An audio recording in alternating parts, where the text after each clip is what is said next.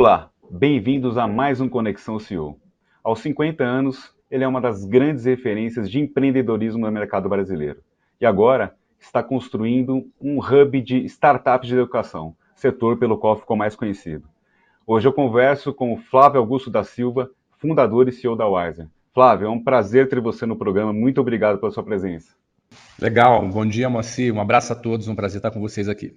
Bacana, Flávio, eu queria começar, porque assim, como eu disse aí na introdução, né? Você, volta e meia, quando se fala de empreendedorismo, você é uma das referências que todo mundo busca, né? Acho que até pela tua trajetória, é bem interessante. Eu queria que você contasse, eu sei que é difícil contar em poucos minutos, resumir, mas que você contasse um pouquinho pra gente como é que começou tua história no empreendedorismo. Você sempre pensou em empreender? A vida foi te levando para isso? Conta um pouquinho. Você vem de colégio militar, inclusive, né? Legal, maravilha. Adoro contar essa história. É uma história que eu acho que pode encorajar as pessoas, porque eu nunca pensei em empreender. Não é? Nunca foi meu plano empreender. Eu fui de escola militar, fui do Colégio Naval, fiquei 2 anos. Meu plano inicial era ser oficial da Marinha, e fiquei 2 anos nessa carreira. Não era para mim, não era o meu perfil, era muito jovem ainda. Saí das Forças Armadas com o plano de entrar na carreira de Ciência da Computação. Lá em 1991, eu estava prestes para iniciar uma faculdade de Ciência da Computação na Universidade Federal Fluminense, quando esse plano foi interrompido por um emprego provisório, quase que um bico, né, chamado um bico, porque de vendedor num curso de inglês. A faculdade começaria em agosto, então esse bico, ah, que começou em fevereiro, mais ou menos fevereiro e março de 91, ele permanece até hoje, porque eu comecei a trabalhar como vendedor num curso de inglês e eu me descobri nas vendas, me descobri tendo contato com pessoas, me comunicando com pessoas, tive prazer em ter resultados na área de vendas e me encontrei naquilo, tranquei a minha faculdade, trabalhei nessa empresa por 4 anos, eu fui supervisor de vendas, fui gerente, depois eu fui diretor regional. Aos 2 anos, eu já estava numa posição de diretor regional nessa empresa, trabalhando em diversas cidades, ganhando bem, relativamente bem como um executivo.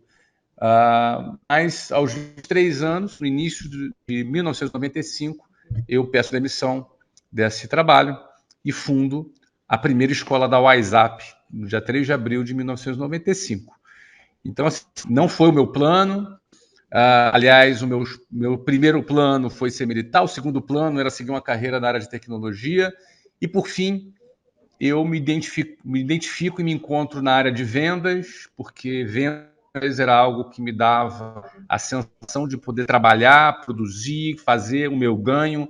Eu tinha grandes ambições, grandes desejos de ganhar uma grana boa, queria me casar na época, então precisava de dinheiro. Foi a primeira vez na vida que eu pensei que precisava ganhar dinheiro, foi quando me apaixonei. Você vê como é que uma mulher muda a nossa vida, não é? E aí eu entrei nessa jornada. A primeira escola da WhatsApp que a gente abriu tinha capital suficiente acumulado, era muito novo ainda, casado, recém-casado, muita despesa. Tinha ali um dinheirinho, mas não suficiente, porque para você abrir um negócio precisa de capital acumulado, para você investir na operação, na estrutura, no capital de giro, você não pode perder o oxigênio no meio do caminho.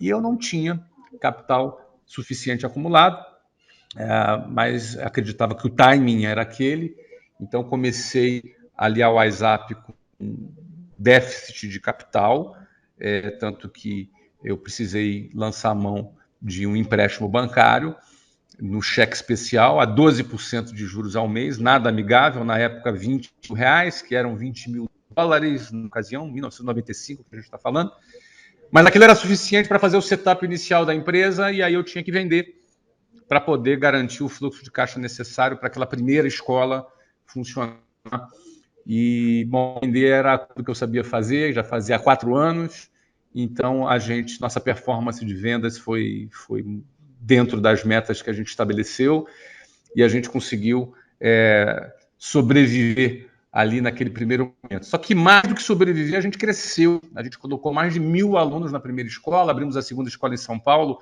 8 meses depois, também numa condição difícil ainda de capital, porque 8 meses depois, era meio apressadinho, né? Então, 8 meses depois, a gente resolveu abrir a segunda escola, abriu na Avenida Paulista, em São Paulo, com custo altíssimo. Cara, botamos 1.500 alunos na segunda escola e a gente foi crescendo, expandindo. A gente abriu no total 24 escolas nos primeiros 3 anos. Foi uma inauguração, em média, uma inauguração a cada 45 dias. Né? Todas as escolas próprias, aí, obviamente, a partir da terceira escola, já era com capital próprio daquilo que a gente já gerava de fluxo de caixa nas escolas. Então, crescemos aí com 24 escolas, depois a gente passou a fazer franquia, da franquia a gente escalou até 400 escolas. Vendemos esse negócio ali em 2013, por um grande grupo brasileiro de educação, abriu educação, na ocasião de capital aberto, um grupo grande, uma operação de quase R$1 bilhão, a gente fez essa venda integral de 100% dessa operação em 2013. E aí conclui esse ciclo 18 anos depois. Quer dizer, eu achei que tinha concluído esse ciclo 18 anos depois. Não é? Aí, nesse intervalo de tempo, eu fundei o meusucesso.com, que era a nossa primeira edtech, projeto de educação e tecnologia pelo sistema de assinatura, em 2014. Ainda em 2013, eu tinha assinado a compra de um clube de futebol profissional nos Estados Unidos, Orlando City, que na ocasião era um clube muito pequenininho, de terceira divisão. A gente faz a compra desse clube, entra na Major League Soccer, que é a principal liga do futebol dos Estados Unidos. Construímos um estádio, o Orlando City virou um fenômeno nos Estados Unidos, um clube um dos mais conhecidos dos Estados Unidos, uma maior taxa de ocupação no estádio ali nos seus primeiros anos, 2015, 2016. Construímos um estádio bacana de futebol, o maior dos Estados Unidos. 2021 foi quando eu concluí o ciclo nesse projeto. Vendemos o clube para a Will Family, os proprietários ali do Minnesota Vikings, né? da NFL. Exato, e concluímos ali esse projeto de uma maneira bem bacana. Só que em 2015 para 2016, 3 anos depois da venda da WhatsApp, né, aconteceram ali uma série de eventos interessantes e até de certa forma trágicos, porque o comprador da nossa empresa em 2013, alguns meses depois, faleceu. A empresa, os herdeiros colocaram toda a empresa para vender de novo, a WhatsApp estava vendida novamente.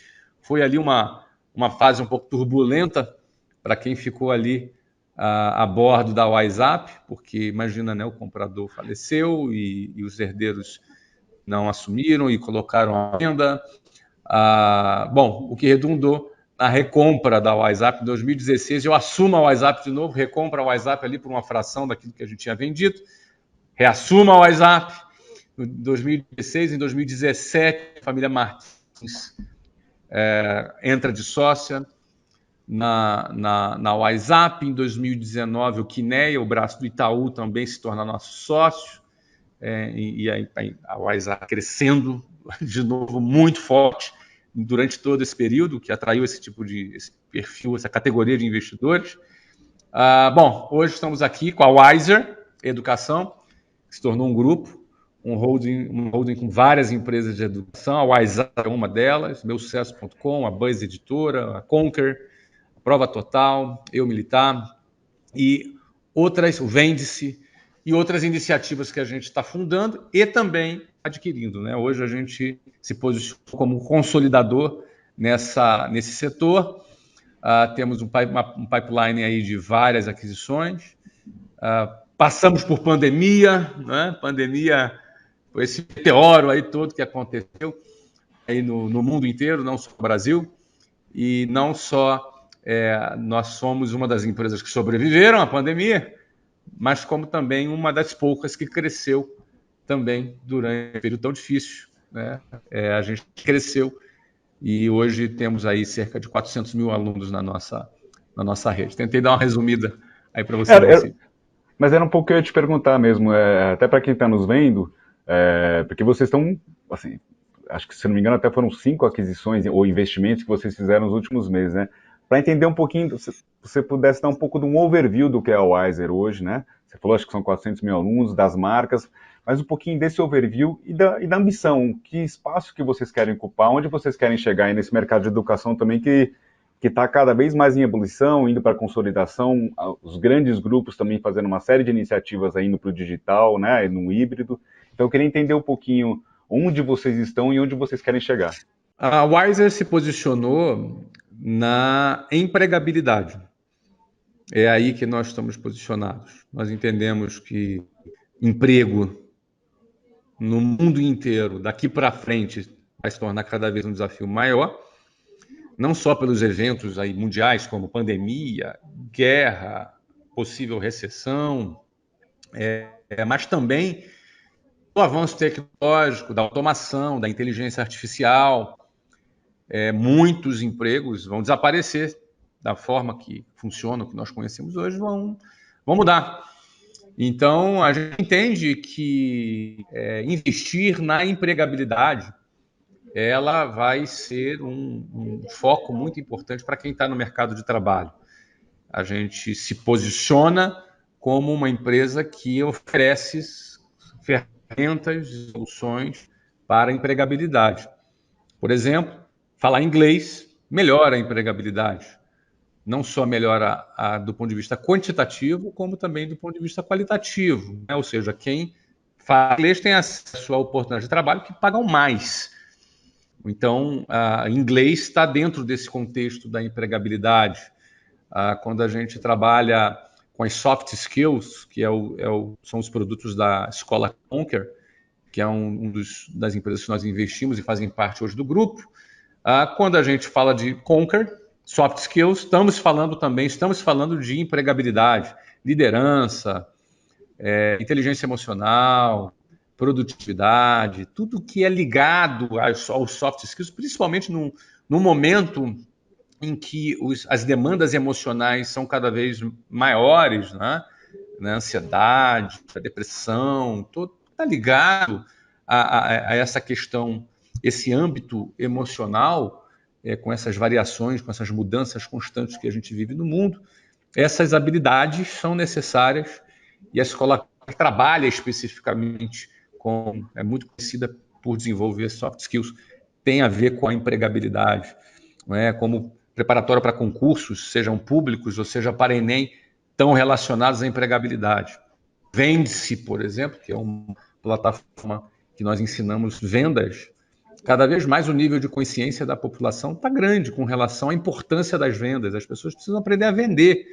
Quem quer crescer, quem quer empreender, quem quer se desenvolver mais, a habilidade de vendas tem sido uma habilidade bastante valorizada no mercado pelas empresas e nós temos um programa de vendas específico, uma área que, inclusive, é um projeto no qual eu sou professor também. Então, é aí que a Wiser está posicionada. Está posicionada na empregabilidade. Essa é a bandeira que nós abraçamos e desta maneira, empresas e projetos com foco na empregabilidade, na educação como uma ferramenta para a empregabilidade, nós temos interesse, temos observado, temos olhado, temos interesse, inclusive, em expandir mais o nosso portfólio de produtos e além de lançarmos mais produtos também nessa linha. Então, é aí que a Wiser está posicionada, Moacir. Eu queria falar primeiro dessa questão mais inorgânica, né? Seja de investimentos ali ou de aquisições propriamente ditas mesmo, né? Qual é o apetite? Bom, vocês já fizeram 5 acordos aí, se eu não me engano, de um ano para cá, né? Flávio? Acho que foi isso, né? De um ano para cá. Ano para cá. Até que você citou esses ativos, né? Eu queria entender um pouquinho qual é o apetite que vocês ainda têm pela frente. Você já falou um pouquinho aí mas se você pudesse detalhar um pouco mais essa tese também, e se tem negociações em andamento, se você pudesse dar um pouquinho uma geral aí dessa questão de M&A. Nesse momento, a gente acompanha 72 projetos.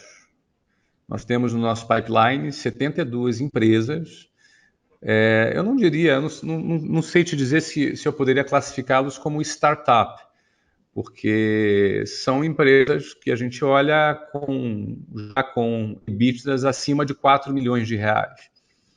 Então, são projetos mais maduros do que uma startup, né? Então, acontece que esse é o foco que a gente está observando. Mas, dessas 72, nós temos aqueles que estão mais avançados, aqueles que estão num nível de conversa um pouco mais preliminar. Fato é que a gente está acompanhando, temos um setor que acompanha de perto projetos, e todo mês entram mais projetos aí no nosso radar, não é? Porque a gente entende que não só a gente pode investir dinheiro, capital, aportar capital, que tem a sua importância nesse contexto, mas se você considerar uma empresa que já tenha 4 milhões de EBITDA, é bem diferente daquela que ainda precisa de aporte para sobreviver. Não é esse o perfil de empresas que nós estamos observando, não é? Mais do que isso é quando a gente observa projetos que nós temos completa habilidade, ferramentas e capacidade, conhecimento para acelerar esse crescimento. Então, é mais ou menos por aí que a gente está falando não apenas de um capital financeiro, mas estamos falando também de um capital intelectual, de smart money, aquilo que a gente chama de smart money, que é a nossa capacidade de acelerar o crescimento dessas empresas que se agregam ao nosso grupo. Agora, se a gente for olhar, né, até como eu citei, você tem grupos aí, por exemplo, a Ser, a Cogna, a própria Anima, todos grupos aí tradicionais, né, vamos dizer, e que cobrem não só a educação superior, muitas vezes, investindo nessa área de empregabilidade. Por exemplo, a própria Ser tinha feito aquisições ali para cobrir todo o ciclo, antes até da escolha da carreira, né, para ingressar na faculdade, mas também lançou uma rede social agora de empregabilidade. Quando a gente fala nessa questão de M&A, como é que está um pouco a concorrência por esses ativos? Está inflacionado o preço? Como é que está essa disputa aí? Moacir, a gente basicamente trabalha com aquelas empresas que nos procuram, não é? Eu acho que a concorrência ela é válida, é importante. Que bom que tenham mais empresas. Você citou a empresas de amigos, né? Todas elas são empresas de amigos que nós até nos encontramos fora do campo, né? Fora das 4 linhas do campo do nosso jogo, né? Mas assim, a gente basicamente hoje tem trabalhado com as empresas que nos procuram, né? Então, com todo respeito a essas empresas, e a gente está muito de olho, acaba a gente tendo uma procura por quererem fazer parte do grupo maior até do que a gente é capaz de gerir, do que a gente é capaz até de olhar e observar na velocidade talvez que a gente gostaria. Embora, conforme você disse, nós já aportamos em 5 projetos no último ano, né? Está uma média aí de um novo projeto a cada 2 meses e pouco, né? Então, acho que a gente está numa velocidade boa. Em termos de preço que você falou, inflacionado, olha, eu acho que a gente tem feito negócios justos, né?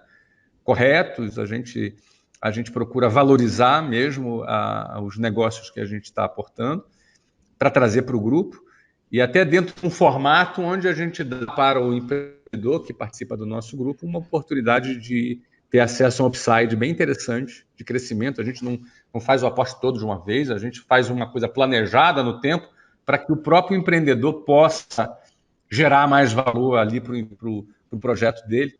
Isso é parte do nosso modelo de aquisição, né? Dar oportunidade para os nossos empreendedores gerarem mais valor no projeto que eles criaram. Vocês estão sempre entrando, pelo que eu me recordo aqui, com participações minoritárias, e aí os próprios acordos já prevêem, né, que vocês podem ampliar essa participação e assumir controle das empresas, né?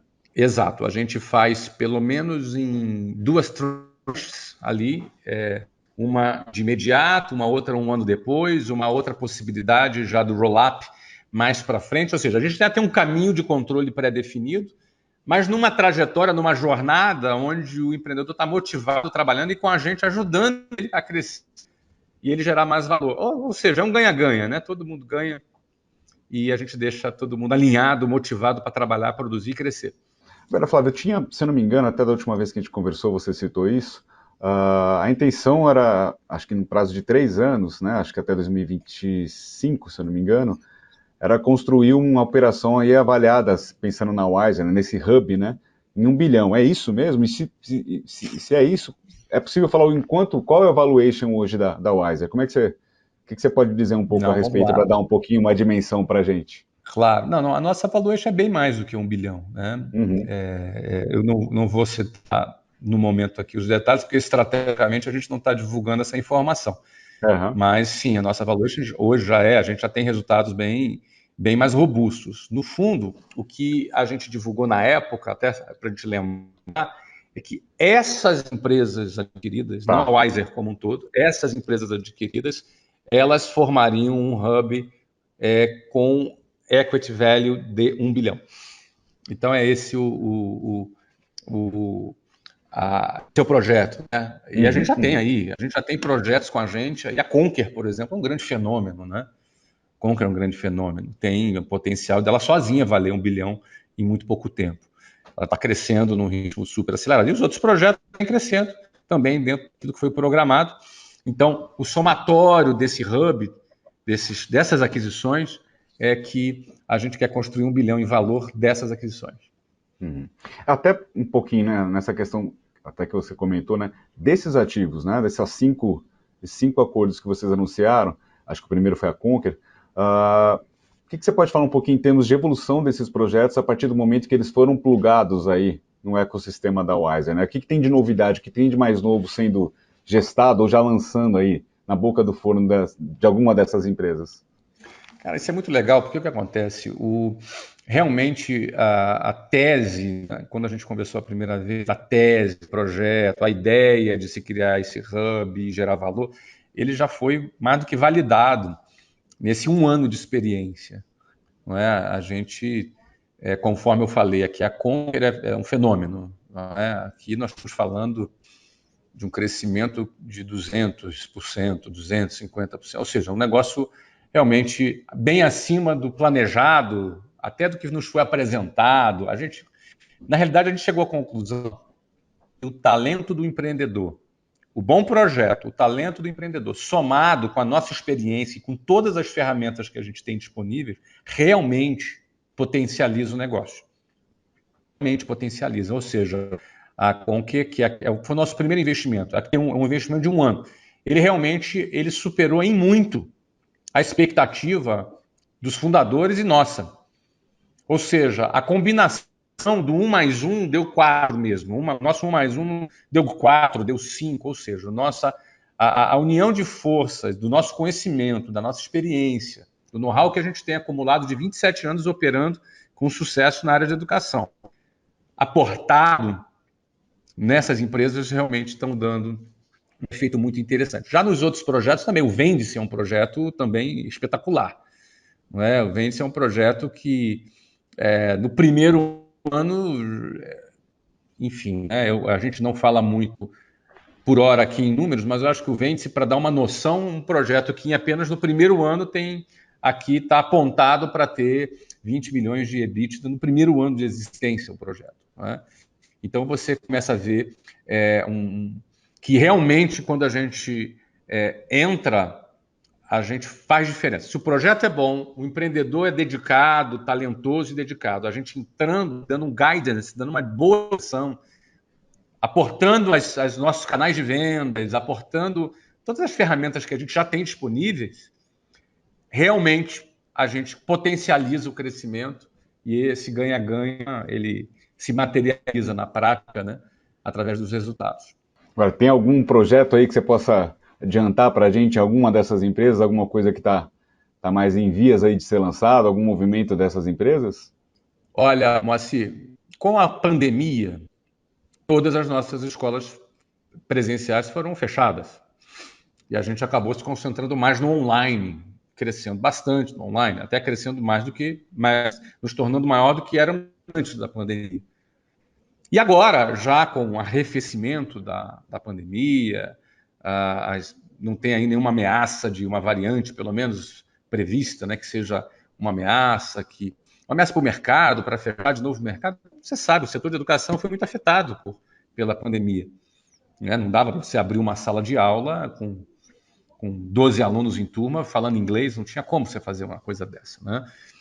Então, já temos aí as escolas aí que já foram reabertas e um projeto muito forte nosso é abrir para o mercado um novo projeto de expansão das escolas presenciais da WhatsApp, que serão lançadas ainda esse ano.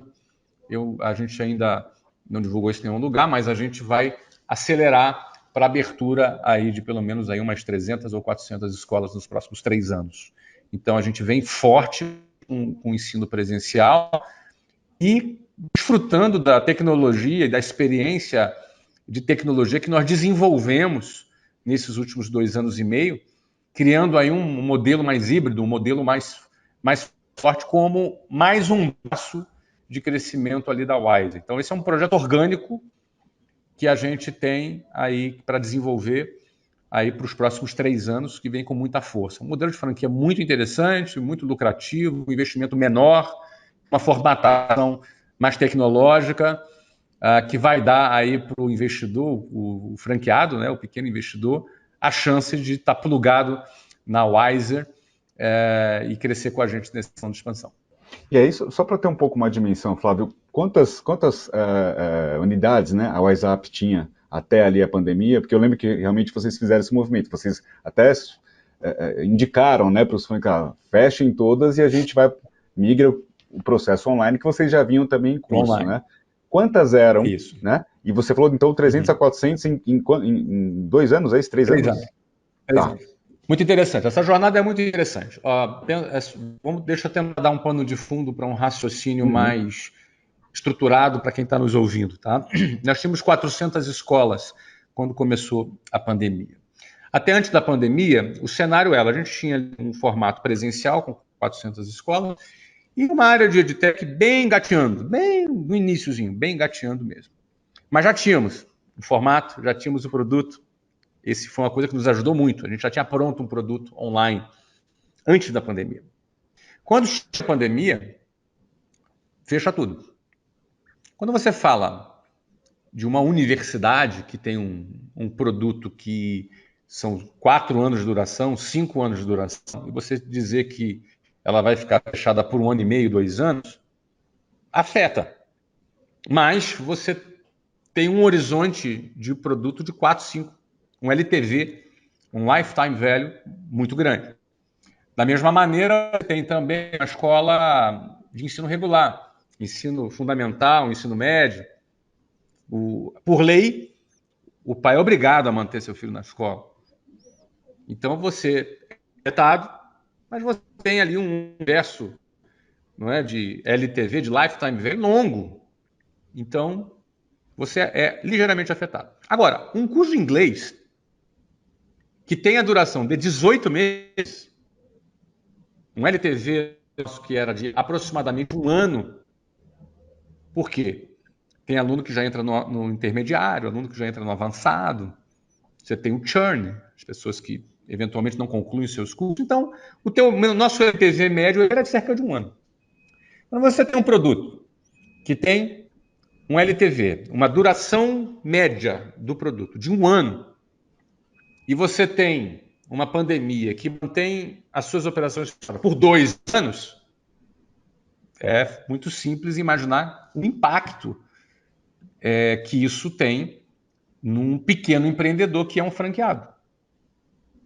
Então, a pandemia, quando ela chegou, lá no início da pandemia, eu fui um cara que fui muito vocal nas redes sociais, até respondendo perguntas de muitos empreendedores. A minha presença na rede social é muito grande, então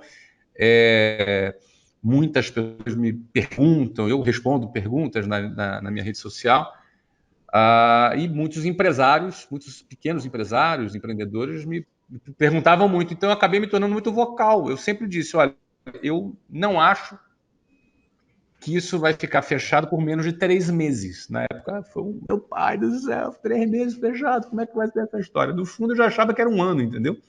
E eu estava até errado, não foi 1 ano. No nosso setor de educação, foram quase 2 anos fechados. Né?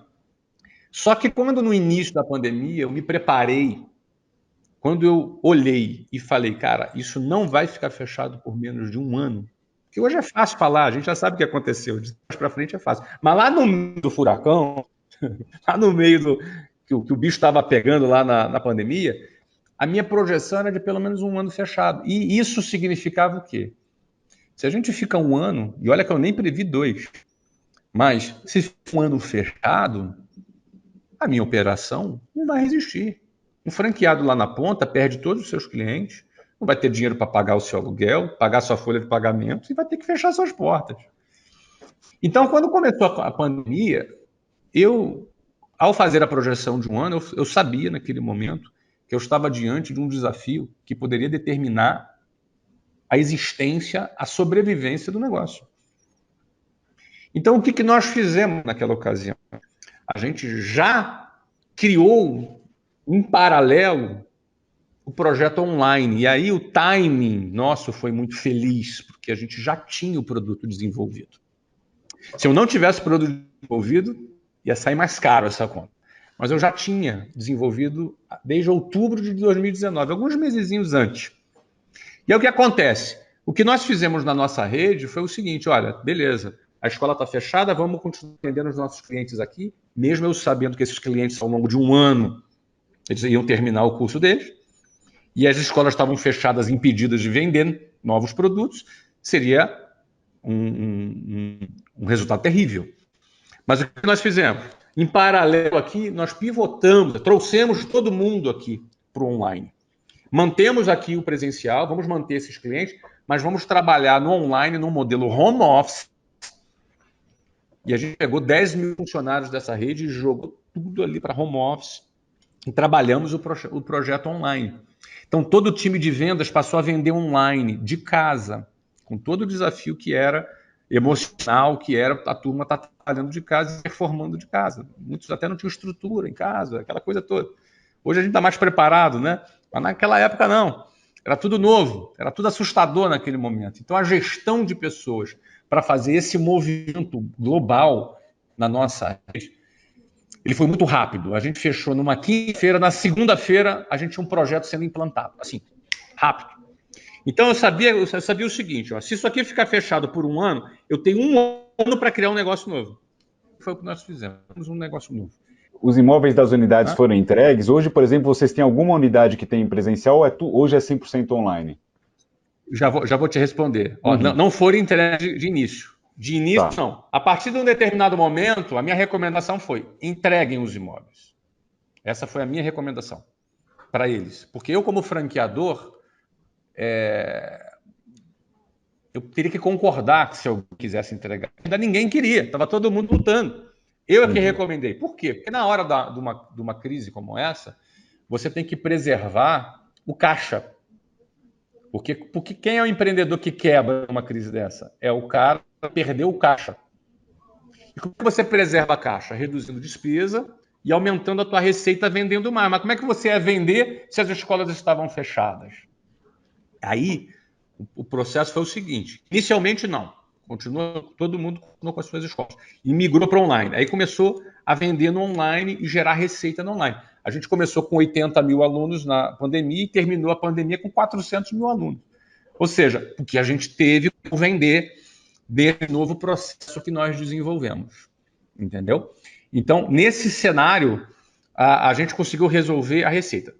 A partir de um determinado momento, quando a coisa começou a se estender, quando a gente começou a se aproximar de completar um ano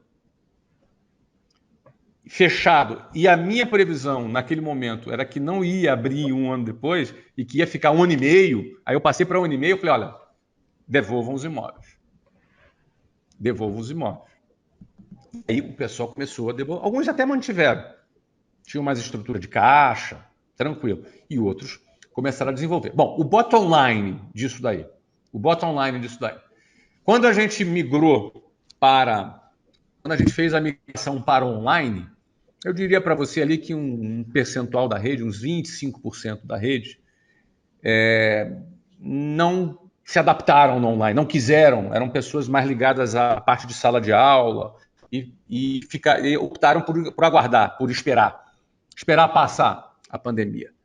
E já o outro pedaço da rede, não, já fez a migração para online. Então, nós tivemos ali, dessas 400 escolas, um total de mais ou menos 100 escolas que foram desativadas. Tá? Das 300 escolas que ficaram ali na rede, 100 escolas estão abertas hoje. E as outras 200 franquias se tornaram franquias online. Ou seja, elas passaram a vender produtos online. E nessa migração, como eram pessoas mais ligadas à área comercial e à área de vendas, eles continuam com seus escritórios hoje. Hoje nós temos 300 franquias e elas estão parte presencial e parte online. Alguns que migraram para o online gostaram mais do projeto online, estão até mais adaptados no online e vão permanecer como franquias online. Então, por isso eu te falo que um novo projeto nosso agora é voltar com um plano de expansão das escolas presenciais. Então, acho que esse é o resumo aí né? Então, vamos fazer aqui o resumo. Né? 100 escolas desativadas, 200 que se converteram para franquias online e 100 escolas presenciais que estão nesse momento em funcionamento. Então, quando você fala de 300, 400 em 3 anos, são com essas 100 que hoje tem presencial ou além delas? Não, além delas. Além delas. Tá. E qual é a diferença um pouco seja em termos de tamanho, de metodologia, de instalações, qual é a diferença daquela franquia tradicional que vocês tinham para esse novo projeto que vocês têm agora, que acho que tem questão mais híbrida também, né? Deve ter muito recurso e até por isso devem ser instalações menores também, né? Isso, são instalações menores. E só uma coisa, desculpa, acrescentando também, Flávio, em termos de como é que fica para o franqueado, em termos de investimento inicial também, como era antes, como é agora esse formato, como é que vai ter um pouco esse modelo? Legal. Olha que interessante. A tecnologia, ela promove isso, né? Você vê que o celular vai ficando cada vez menor, mais fininho, não é? E mais barato, né? Se você é um cara da minha idade aqui, aproximadamente, talvez um pouco mais jovem que eu, você lembra do videocassete? Estamos ali próximos. Estamos próximos, né? Você lembra do videocassete? Sim, sim. Você lembra quando o videocassete chegou? Custava $1.000, né? O videocassete. Quando ele chegou. Aí a tecnologia vai avançando, ele vai ficando menor, vai tendo mais funcionalidade. E, por fim, antes, quando ele saiu de linha, você encontrava videocassete por R$150, né? Então, você vê, a tecnologia ela vai avançando, então as coisas elas vão ficando mais otimizadas e mais baratas e não por isso menos lucrativa. Então, do ponto de vista do negócio. Então, a nossa franquia, ela requeria um investimento entre 500 e 600 mil reais num imóvel com mais ou menos de 300 a 400 metros quadrados. Nossa franquia pré-pandemia. Veio pandemia, a gente mergulha na tecnologia e desenvolvemos uma série de ferramentas tecnológicas. Vamos lançar agora a nossa versão 2.0 da franquia da WhatsApp. Que diferença tem? Não é? Que diferença tem isso? Primeiro, sendo uma franquia em que o franqueado tem no seu portfólio produtos presenciais e produtos online, ou seja, é uma operação híbrida. E mesmo o produto presencial tem um componente tecnológico e material didático, ou seja, a gente dá mais tecnologia para o aluno, não é? com tudo isso que a gente desenvolveu. Com isso, as instalações podem ser menores. E com as instalações sendo menores, a gente tem menos investimento. Então, assim, no online é o seguinte, o investimento que era entre 500 e 600 mil reais, agora esse investimento vai estar ali na ordem de 350 a 400 mil reais. Eu não estou nem considerando aqui a questão inflacionária, né? Nesses últimos anos tivemos aí uma inflação um pouco maior, então, na realidade, essa diferença ela representa até mais do que no valor de face ele representa. Então, assim, investimento entre 350 e 400 mil reais. Para você ter uma franquia neste modelo, com 400 alunos, ela tem um resultado líquido de 80 mil reais mensais. O que significa dizer que a cada 4 a 5 meses, depois do franqueado ter 400 alunos, ele recupera o capital investido. Parte desse investimento inicial também é financiado pela Wise Educação. Também, acho que aí 30% do investimento ele pode ser financiado pela Wise Educação. Em outras palavras, a gente vai ter uma franquia com menos investimento, com um retorno muito satisfatório, e também com um portfólio de produtos, levando em conta produtos presenciais, em loco, na escola, e também produtos que usam da tecnologia, produtos online. E é necessário, né, Flávio? Acho que o que ficou para muitos setores, e acho que a educação especificamente, lógico, se provou que você consegue avançar em muitas coisas ali no online, na distância, mas é preciso ter o presencial também, é preciso ter o híbrido aí, né? Essa mescla aí, né? Acho que é por isso que vocês estão retornando com esse movimento forte aí também, né? Com certeza, Moacir. Olha, assim, a gente continua pedindo comida no delivery. A gente vai no restaurante. Por quê? Porque o ser humano ele não é só pragmático. Ele é relacional, ele é um animal relacional. Então as pessoas querem fazer networking, querem conhecer pessoas, querem encontrar com pessoas, querem estar fazendo parte de alguma coisa. Então, eu acho que eu tenho 3 filhos, né? Um é pequenininho, mas os meus 2 mais velhos são completamente diferentes. Completamente diferentes. O mais velho adora estudar online e o outro gosta de estar com os amigos. Então, existem pessoas de vários perfis. Não é? Então, tem gente que é mais pragmático. Não, eu quero fazer aula particular, quero fazer aula aqui no Zoom. E a gente poder ter uma turma e conversar, para mim já resolve, eu economizo tempo. Ou seja, é um cara mais pragmático. E a gente tem esse produto. A gente tem milhares de alunos fazendo aula com aulas gravadas, temos milhares de alunos fazendo aula com aula ao vivo. Mas tem gente que ele quer ir para a escola, que ele quer ir no restaurante, ele quer estar no ambiente. Então, a gente pensa que às vezes a pessoa, não, vai virar tudo online. Não vai virar tudo online. Não vai virar. As pessoas só vão comprar online. Não vão comprar online. Onde tem gente, tem transação. Onde tem gente, tem networking. Onde tem gente, tem alguma coisa acontecendo. Então, você quer ir num shopping, você quer ir no cinema. Eu tenho um cinema bacanão na minha casa, mas eu gosto de ir no cinema no shopping também. Então, eu penso que as estruturas e os produtos vão se adaptar. Como, por exemplo, um restaurante.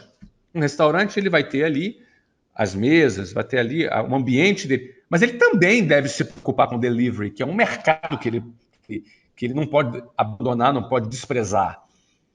Da mesma forma, a escola. Nós temos aqui na escola nossos produtos online, que estão em mais de 150 países, mas a gente também quer atuar naquele mercado, na cidade, em todas as cidades do Brasil. Você tem aí cidades maiores, cidades pequenas, pequenos negócios. A gente tem um cara querendo abrir um negócio. O brasileiro ele quer empreender.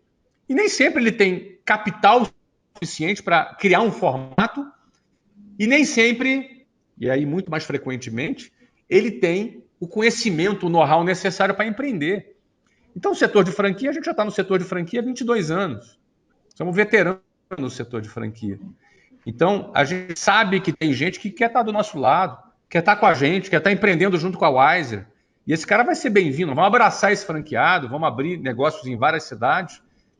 E o público também, ele está ávido, né, por consumir produtos online e produtos presenciais. Então, a gente vai estar em todos os canais.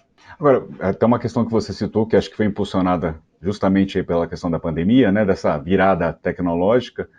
Vocês estão em 150 países, você falou agora, né? Não só com a WhatsApp, mas com as outras plataformas, somando todas essas bases, é isso, né? Isso, exatamente. Essa expansão presencial via franquias também engloba outros países ou isso vai ser mais concentrado no Brasil? Nesse momento, concentrado no Brasil. A gente tem experiência de implantar franquias em outros países também, mas nesse momento, primeiro no Brasil. A gente tem um trabalho doméstico aqui para fazer, muito grande. O Brasil é um dos maiores mercados de franchise no mundo. Um dos maiores mesmo, e a gente tem bastante coisa para fazer aqui, já que nesse período pós-pandemia, né, a gente teve esse freio de arrumação que a pandemia deu, a gente agora tem esse espaço enorme para preencher no Brasil, e a gente vai primeiro focar no país. E Flávio, você comentou até no início da conversa, bom, a gente tem esse braço, por exemplo, da WhatsApp, né, que é forte de vocês, que é a origem da empresa, tem as startups ali, aquele hub que vocês estão construindo, e nem sempre só startups ali na visão clássica que todo mundo tem muito early stage, ao contrário, né? Você falou que são empresas mais maduras já. Tem iniciativas nessa questão mais das edtechs, tem iniciativas orgânicas também? Vocês também estão criando novas marcas, novas bandeiras ali dentro de casa? Tem alguma coisa nesse sentido? Temos sim. A gente gosta de criar produto, a gente se sente bem. O Vende-se, por exemplo, é uma cocriação nossa. Temos um parceiro, o Caio Carneiro, é uma cocriação nossa e a gente gosta sim de criar produto. A gente tem um grande job aí pela frente, né? Que essa implantação das franquias é um grande job. Eu diria que vai nos exigir um esforço concentrado nesse foco, né? Então, de alguma maneira, essa etapa aí pelo menos nos próximos 2 anos, vai ser uma etapa muito concentrada nisso. A gente vai está querendo inaugurar aí de 100 a 150 franquias por ano.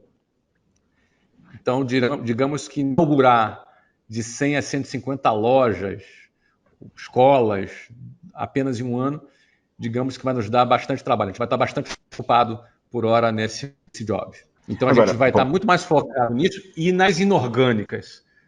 Tá. Porque na orgânica a gente vai estar com um esforço grande na implantação desse projeto. E aí, eu queria entender um pouquinho, e aí na questão mais da estratégia inorgânica mesmo, né? Como é que vocês estão financiando esses movimentos e, eventualmente, vocês vislumbram a entrada de um novo parceiro, de um novo sócio? Agora não é, vocês até tinham esse plano, mas acho que agora não tem uma janela favorável nem aqui, muito menos lá fora, e muito menos aqui para um IPO. Mas eu queria entender um pouquinho como que vocês estão financiando esses movimentos, principalmente inorgânicos, né? E se tem entrada para um novo sócio, se vocês buscam eventualmente um novo sócio, e mesmo a questão do IPO um pouquinho, como é que está isso? Como é que você está enxergando mais aí no médio prazo? Condensando 3 perguntas numa só. Claro, tá tranquilo. Assim que é bom. Olha só, Moacir, cara, todas as cartas estão na mesa. O que eu diria para você nesse momento é que a Wiser ainda está bastante capitalizada. A gente é uma empresa geradora de caixa. Nós somos uma empresa que geramos caixa. Temos um modelo com margem e com boa geração de caixa. Então, nós estamos capitalizados. E o formato que nós fazemos essas aquisições, conforme você já conhece, a gente uma aquisição minoritária no ano. Damos mais um ano de prazo para o empreendedor. Depois a gente tem o call do roll-up para levarmos para a holding lá para cima. Ou seja, a gente faz as aquisições, já tem garantido o caminho do controle e fazemos isso de maneira um pouquinho mais diluída. Então, com o capital que nós temos e a geração de caixa que a gente tem, nós entendemos que a gente consegue fazer essas aquisições ao longo do tempo. Tivemos contatos e conversas com potenciais novos sócios, pessoas que se aproximam da gente, que confiam no nosso trabalho, que conhecem e passam a conhecer o nosso crescimento. As pessoas acabam conversando com a gente está aberto sempre para conversas, nunca estivemos fechados para isso, para analisarmos. Não é? Mas, assim, é muito importante entendermos que somos capitalizados. Assim, eu, pessoalmente, estou capitalizado, a física, meu sócio Carlos também é capitalizado, o Quinéia também é capitalizado, ou seja, se necessário fosse fazer mais apostas, a gente também tem lastro para isso. Também não estamos fechados para novo sócio, se necessário em algum momento. E o IPO, hoje, ele é fora de cogitação por questões macroeconômicas, as janelas que não estão aí favoráveis. Mas também é uma carta que a gente tem aí, temos a opcionalidade do IPO.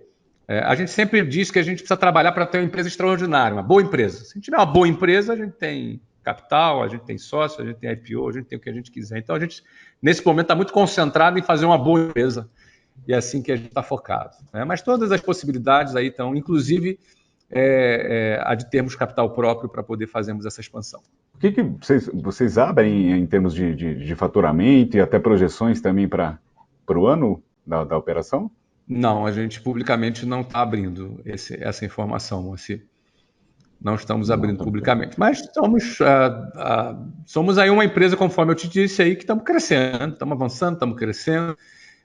Estamos aí com uma previsão de faturamento na ordem de 500 milhão, né? Esse que é o número que a gente está Tá Para focando. 2022, né?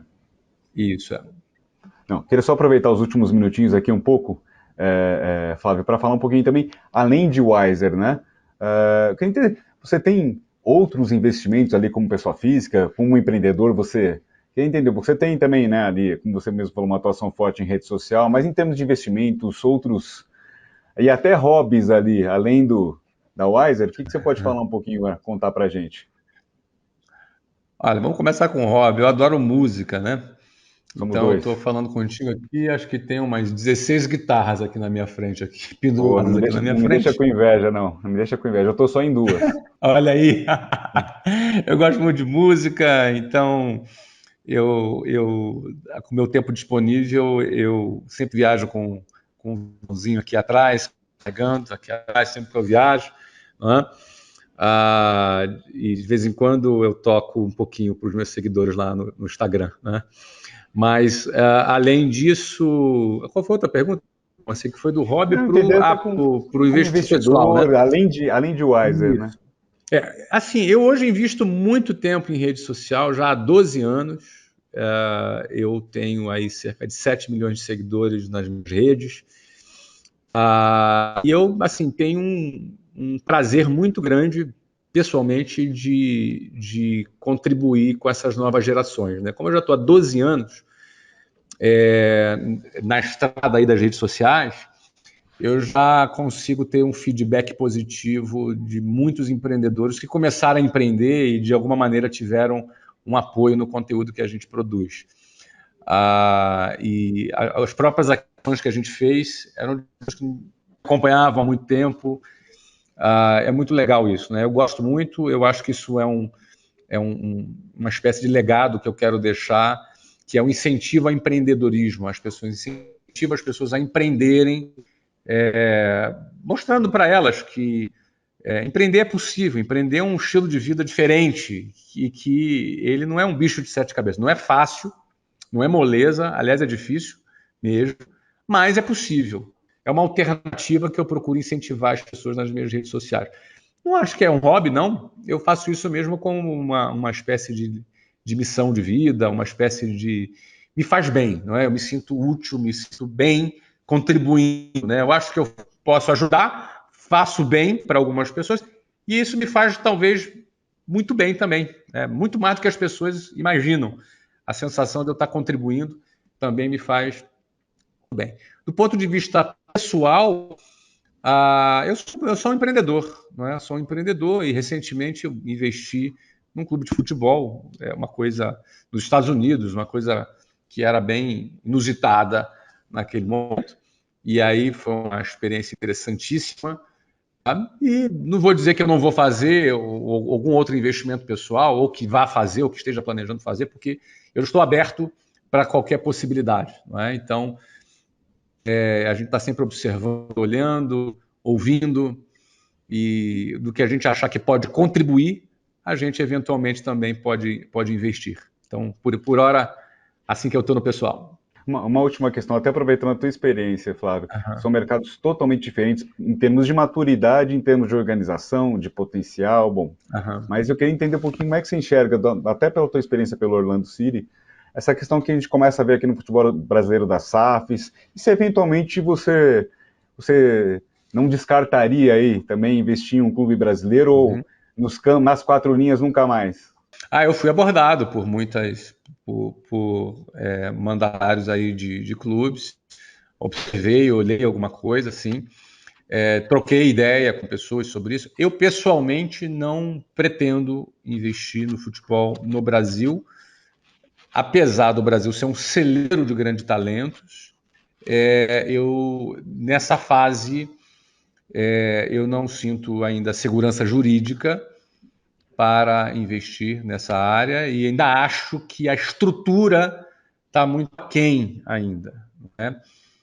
Só para contextualizar minha resposta, eu investi lá no futebol dos Estados Unidos, primeiro, pela segurança jurídica que as ligas americanas já têm há décadas. Então já existe uma segurança jurídica num formato já desbravado que nos dá a segurança de botar ali centenas de milhões de dólares no investimento. Né? E o segundo ponto é que a estrutura da liga, eu era dono do clube em Orlando e era dono também da liga, era sócio da liga. Então, num contexto 100% privado, nós tínhamos controle da liga e tínhamos controle dos clubes. Éramos competidores em campo e sócios fora do campo. Essa realidade aqui no Brasil ainda não é nem próxima ainda dela acontecer. Não temos uma liga que os clubes sejam donos dessa liga, não tem esse alinhamento e ainda a gente não tem um contexto de negócios, é um contexto ainda muito político. Então, para o meu perfil de investidor, esse nível de risco de entrar num ambiente que seja muito mais político do que de negócios e, ao mesmo tempo, não tendo a estrutura jurídica, um histórico de estrutura jurídica que me desse segurança, não é o meu perfil para fazer esse investimento. Mas desejo sorte aí para quem está entrando, para quem está fazendo, porque você sempre tem investidor que topa um determinado nível de risco e outros que não. Então, nesse caso, não é o meu perfil. Não, bacana. Queria te perguntar isso mesmo, porque acho que você tem muita propriedade para falar, até pelo que eu comentei, que você corroborou aí, né? O termos de organização não tem nem comparação. Acho que a gente tem que, apesar de todo o potencial do histórico que a gente tem, o que gera de negócios ainda é muito aquém por conta muito de politicagem, de coisas que dominam o futebol e o esporte há muito tempo aí, né? Mas é legal ter a tua opinião.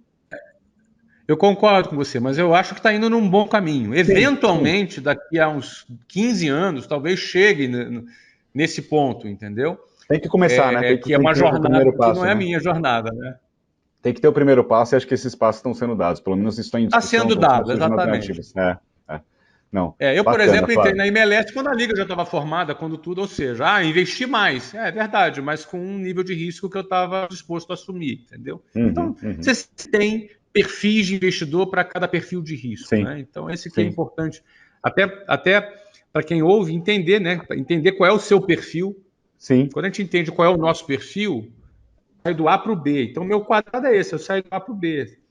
Se não está nesse quadrado, não é o meu quadrado. Então, é importante a gente entender qual é o nosso quadrado para a gente não cometer falhas muito graves, né? Com certeza.